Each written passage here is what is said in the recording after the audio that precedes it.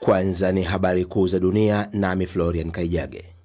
Waziri Mkuu wa Israel Benjamin Netanyahu siku ya Jumanne ametoa wito wa Hamas kufurushwa kutoka eneo hilo, siku moja baada ya Baraza la Usalama la Umoja wa Mataifa kuidhinisha mpango wa Rais Donald Trump wa kumaliza vita ambao unatoa msamaha kwa kundi hilo la wanamgambo wa Palestina. Netanyahu aliidhinisha hadharani mpango huo wakati wa ziara yake huko White House mwishoni mwa Septemba. Hata hivyo, matamshi yake hivi sasa yanaonekana kuonesha kuwa kuna tofauti na Marekani kwenye njia ya kusonga mbele. Hamas pia imepinga sehemu za mpango huo. Wanadiplomasia wanasema kwa faragha kwamba misimamo iliyojikita katika pande zote mbili za Israel na Hamas imefanya iwe vigumu kuendeleza mpango huo ambao hauna muda mrefu au utaratibu wa utekelezaji. Rais wa Tanzania Samia Suluhu Hassan amekiri matukio yalijitokeza nchini humo katika wiki za hivi karibuni wakati na baada ya uchaguzi mkuu yameitia doa taswira ya nchi hiyo kimataifa, hasa katika masuala ya kifedha na uwezo wa serikali kupata mikopo kutoka taasisi za kimataifa. Ametoa kauli hiyo hii leo huko jijini Dodoma wakati wa hafla ya kuwaapisha mawaziri na naibu mawaziri iliyofanyika Ikulu ya Chamwino.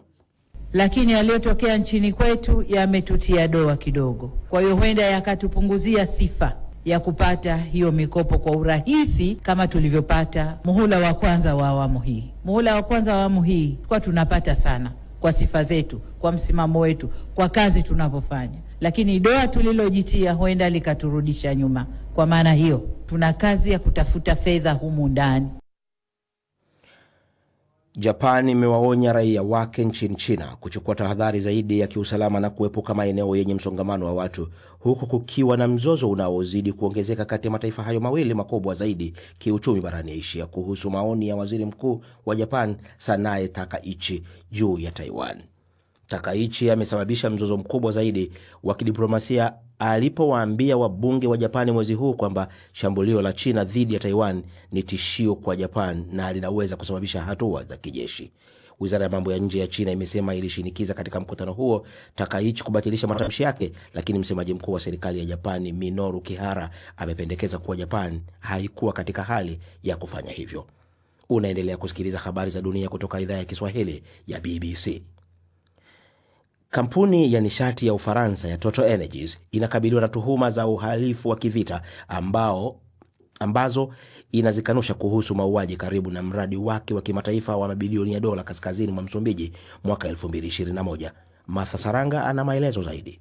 Katika malalamiko yaliyowasilishwa na waendesha mashtaka wa Ufaransa, shirika la kutetea haki za binadamu lilishutumu Total Energies kwa kuhusika na uhalifu wa kivita, ikiwa ni pamoja na kuteswa na kuuawa kwa makumi ya raia waliokuwa wanashikiliwa na vikosi vya usalama vya ndani. Malalamiko haya yaliwasilishwa na kituo cha Ulaya cha haki za kikatiba na kibinadamu ECCHR, kikundi cha kutetea haki za binadamu. Mkurugenzi mwenza wa biashara na haki za binadamu Clara Gonzalez amesema kampuni na watendaji wa Total si wahusika na hawaegemei upande wowote wanapoendesha shughuli zao katika maeneo ya migogoro. Ikiwa wataweza au kuchochea uhalifu, wanaweza kuhusika na wanapaswa kuwajibika. Mauaji hayo ya wanajeshi wa Msumbiji yalifanyika katika jimbo lenye utajiri mkubwa wa rasilimali la Cabo Delgado, ambapo wanajeshi wa serikali walikuwa wakikabiliana na wanamgambo wa Kiislamu wanaohusishwa na kundi la Islamic State.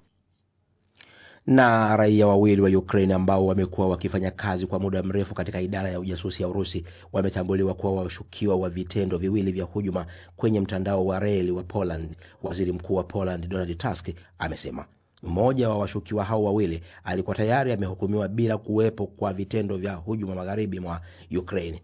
Tusk aliambia bunge la Poland Sejm jana Jumatatu. Tusk alitembelea eneo la mlipuko jirani na Mika, kusini mashariki mwa Warsaw, ambao uliharibu njia ya reli iliyoelekea mpaka wa Ukraine na kuita kitendo cha hujuma ambacho hakijawahi kutokea. Tukio lingine jirani na Pulawin lililazimisha treni iliyokuwa na watu wengi kusimama ghafla na ulitokea uharibifu wa nyaya za juu. Hii ni BBC. Taarifa ya habari za dunia imesomwa na Florian Kaijage. Karibu tena msikilizaji kwenye matangazo ya Dira ya Dunia kutoka idhaa ya Kiswahili ya BBC. Ukiwa visiwani Zanzibar unaweza kuyategea sikio kupitia Zenji FM. Nchini Kenya tegea sikio kupitia Must FM. Uganda ni Voice of Muhabura na DRC ni Lizadel Radio. Yako pia kwenye tovuti yetu bbcswahili.com na kwenye ukurasa wetu wa Facebook BBC Swahili, ambako bila shaka unaweza kutuachia maoni yako kuhusu unayoyasikia jioni hii kwenye Dira ya Dunia. Tukiwa na nafasi tutayasoma maoni hayo kadri muda unavyosonga kwenye matangazo haya. Mimi ni Karo Robi na mwenzangu ni Sarafina Robi tukiwa Nairobi. Karibu Sarafina. Asante Karo. Tukisonga mbele ni kuwa kunradhi. Na Rais wa Tanzania Samia Suluhu Hassan amesema matukio yaliyojitokeza nchini humo katika wiki za hivi karibuni yanaweza kuathiri kwa kiasi fulani taswira ya nchi kimataifa, hasa katika masuala ya kifedha na uwezo wa serikali kupata mikopo kutoka kwa taasisi za kimataifa. Ametoa kauli hiyo hii leo huko Dodoma wakati wa kuapishwa kwa baraza jipya la mawaziri katika ikulu ya Chamwino. Omar Mkambara na taarifa zaidi. Kwa hiyo ndugu zangu mawaziri, kazi yetu hapa kuanzia leo ni kuwajibika kwa wananchi. Ni maneno ya Rais wa Tanzania Samia Suluhu Hassan wakati wa uapishwaji wa baraza jipya la mawaziri. Akizungumza mbele ya mawaziri hao wapya na viongozi waandamizi wa serikali, Rais Samia alisema kuwa uchumi wa Tanzania bado unategemea kwa kiwango kikubwa mikopo kutoka nje, na sintofahamu ya kisiasa iliyojitokeza imelitia doa taifa hilo na inaweza kupunguza imani ya taasisi za kifedha za kimataifa. Lakini yaliyotokea nchini kwetu yametutia doa kidogo.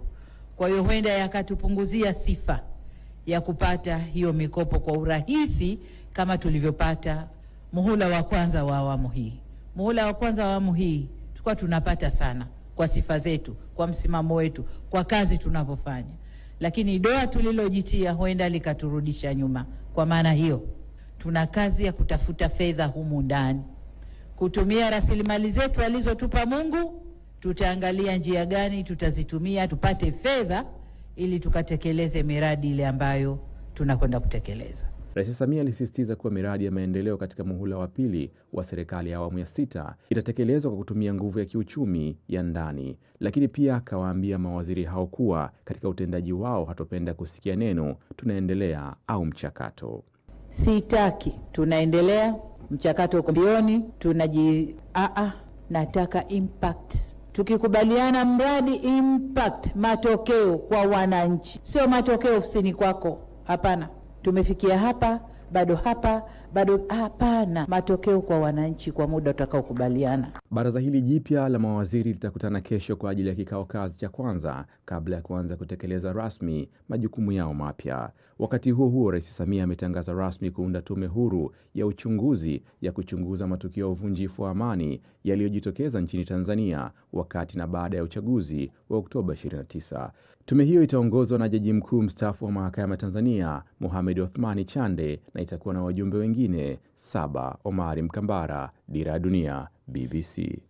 Rais wa Marekani Donald Trump amekubali kupitishwa kwa azimio la Umoja wa Mataifa la kuidhinisha mpango wake wa amani wa Gaza wa kuidhinisha vipengele muhimu vya awamu yake ya pili.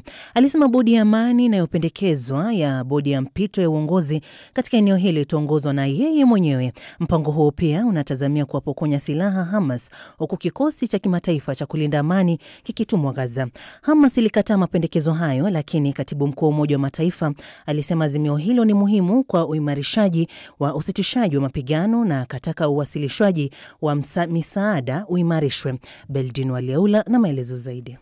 Taifa la Israel limesifia mpango wa amani eneo la Gaza uliopendekezwa na Donald Trump baada ya azimio hilo kupata uungwaji mkono katika Baraza la Usalama la Umoja wa Mataifa. Kundi la Hamas limepinga azimio hilo ambalo limependekeza majeshi ya amani kutumwa eneo hilo. Baraza la Usalama la Umoja wa Mataifa lilipiga kura hapo jana kuunga mkono azimio la Marekani kuhusu ukanda wa Gaza ambalo lilitoa fursa kwa kusitishwa mapigano kati ya Israel na Hamas kuanzia mwezi wa Oktoba tarehe 10. Baada ya azimio hilo kupitishwa, Marekani ilikaribisha hatua hiyo kupitia balozi wake katika Umoja wa Mataifa Mike Waltz.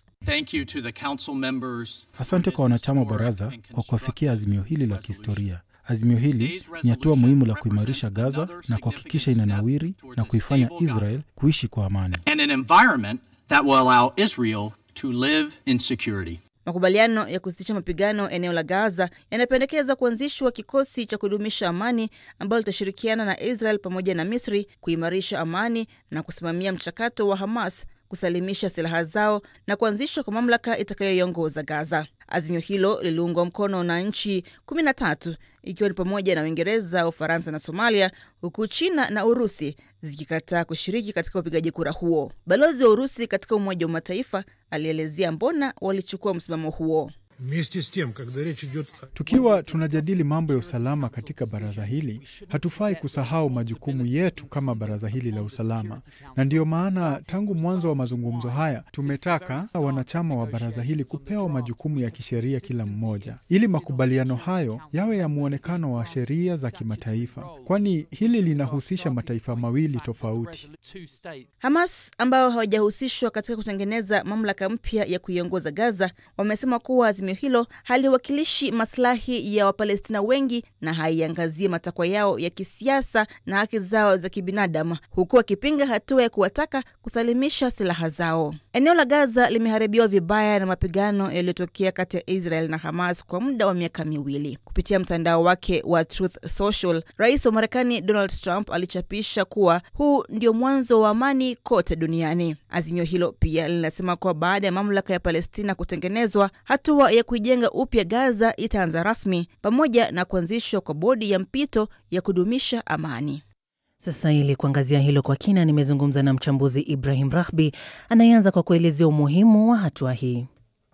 Kura hii inamaanisha kuwa vile vifungu 20 ambavyo Trump alivileta katika usitishaji wa makubaliano ya mwezi uliopita kuwa sasa vitatumika kama sheria, kwa sababu baraza linapopitisha hivi vinaingizwa kisheria kabisa kuwa kila kifungu kinawajibika kutimizwa na washirika wa pande zote mbili. Licha ya kuwa tuliona mvutano wa awali kati ya Urusi na Uchina ambao walikuwa wanapinga baadhi ya vifungu, lakini pia hata hiki kilichopitishwa tumeona kuwa washirika wa mrengo wa kulia wa Israeli pia wamekipinga, na hata Hamas wametoa kauli ya kupinga hili swala kupitishwa. Lakini ukitazama kwa jicho la pembeni, unasema heri nusu shari kuliko shari kamili, yani kupitishwa kwa hili ni nafuu kiasi kwa watu wa Gaza ikiwa kutakuwa na utekelezaji. Kama ulivyotaja hapo, China na Urusi, kuna mataifa ambayo yaliunga mkono katika kupigwa kura huko na kuna yale ambayo hayakuweza kupiga. Ni yapi hayo na ni kwa nini? Wanachama wote 15 ambao walipaswa kupiga kura, 13 kati yao walipiga kura ya kukubali, isipokuwa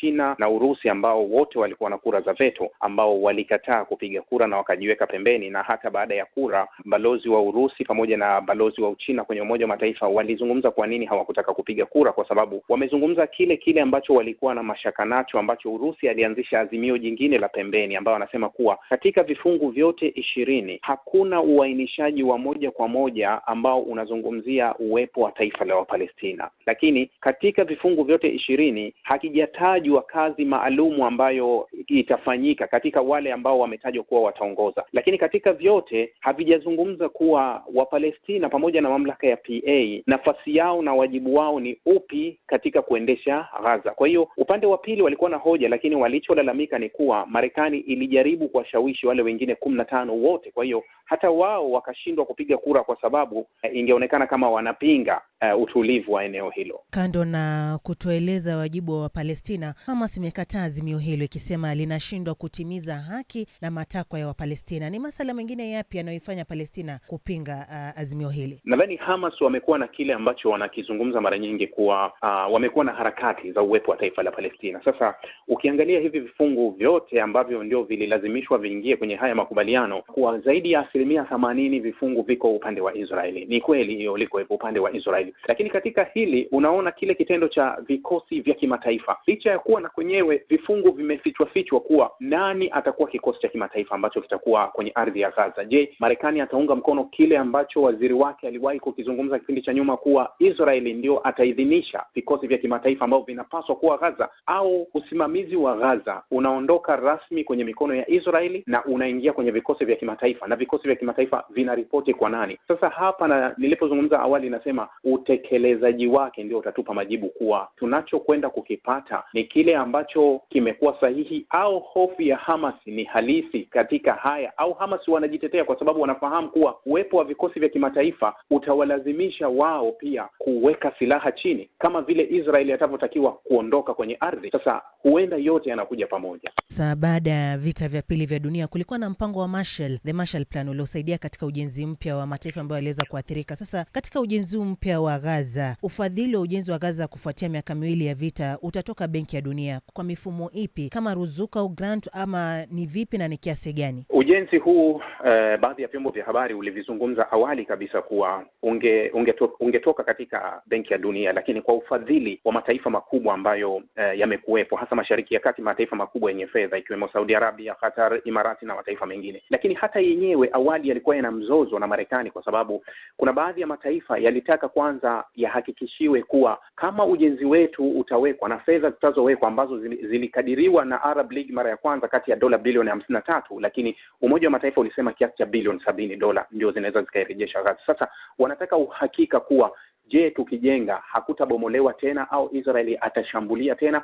Lakini pia kuna baadhi ya nchi katika hizo zilitaka kuwa kwanza waondolewe Hamas katika uongozi ujao ndio waweke. Sasa hapa bado kuna sehemu mbili. Kuna nchi za Kiarabu ambazo zinataka kuondolewa kabisa kwa Hamas, lakini kuna nchi za Kiarabu ambazo ziko tayari kutoa fedha, zinataka uhakikisho wa kile ambacho zitatoa. Je, kitadumu au ndio kitasambazwa tena kama ilivyosambazwa Gaza? Tofauti na rasimu za awali, azimio hilo linaonyesha uwezo wa kujitawala kwa Palestina na kuwa taifa. Ni lugha ambayo wajumbe kadhaa wa baraza walipendekeza. Sasa Israel inapinga vikali kama ulivyosema kuundwa kwa taifa la Palestina, kikwazo kikubwa katika njia ya kuunda njia ya taifa hili. Hili kama ulivyolisema kuwa ni kweli kuwa Waarabu walikuwa sana wametaka katika azimio ambalo awali Marekani amelirudisha mara kadhaa, walikuwa wakilifanyia marekebisho kurudi kuwa wapi kunaonyesha kutakuwa na uwepo wa taifa la Palestina.